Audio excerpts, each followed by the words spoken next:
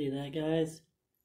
That right there, that ability to lift your arch, super important. Exercise. See, I'm not curling my toe.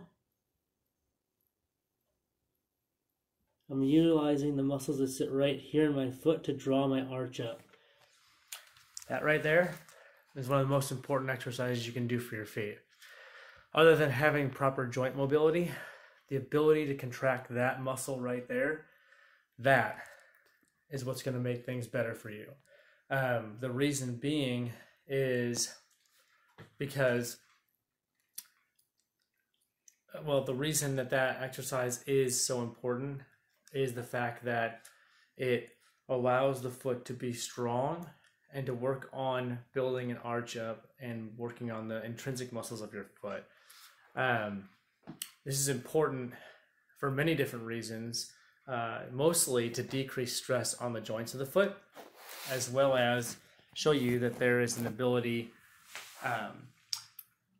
to control what the foot is doing when you put weight on it. So that being said, this week I'm going to talk about another diagnosis, and this comes from actually a friend who called me up about Morton's neuroma, and just the amount of pain you can get with a Morton's neuroma. And I think the important thing is understanding what it actually is and how to treat it. So with a Morton's neuroma, it's a bundle of nerves that sit typically, here's my wonderful foot again, between the second and third toe, but can be between the third and fourth toes, kind of on the ball of your foot right there. And tender to touch, tender to walk, hard to weight bear, can't exercise, hard to do anything really. And you can even get pain in a non-weight bearing position if you're just sitting there, if it's really irritated. The question is why there, why the stressors, things like that. It can come back to joint mechanics of the foot and ankle. It can come back to strength of the foot and ankle. But in the end, we have to figure out what is creating that irritability at the nerve bundle that goes to that area. So it's not a stretch, and this is a wild statement, but it's not a stretch to say that that nerve pain in the foot can actually transfer back up to the low back, because that's where centrally the nerve and the nerve root generate.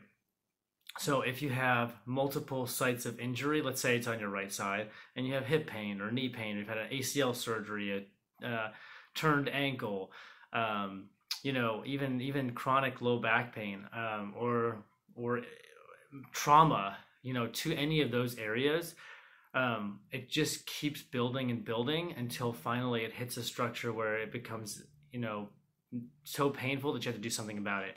And this is, I think, the case with a lot of people who suffer from Morton's neuroma, is that something has imparted stress on the foot that's changed the mechanics and created a lot of stress in those areas when pushing off. So it's not uncommon to see that when people pronate a lot or have too much supination, or they have faulty mechanics at the knee and hip, or lack of control and strength in those areas as well. That just keeps building and building. So our job as therapists is to decrease those stressors and get you moving well again, and hopefully not equate to surgery. Now I will say that if you have this major arch in your foot here, but you also have one that goes across the ball of your foot, transmetatarsal arch, it should kind of create a cup like that. A lot of people, that arch is actually fallen flat, so when they push off with this part of if you have a big callus on this part of your foot, you're probably not going through your big toe to push off, and mostly coming in that area.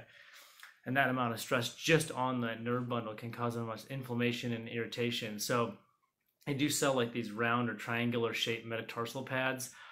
You can find them on Amazon or anything like that if you're suffering, and see if that provides some relief, because if you squeeze the foot, and it clicks and pops and everything like that, it's probably there's irritation there. So providing some pressure from a pad right here, actually just you can see when I push on this, normally foot's like that. When I push on it, it splays a little bit. So it gives you an arch there, and it can actually force you to push off with your toes versus that part of your foot. So something interesting to look at, guys. I hope it's helpful. Keep the comments, keep the questions coming. I love the foot.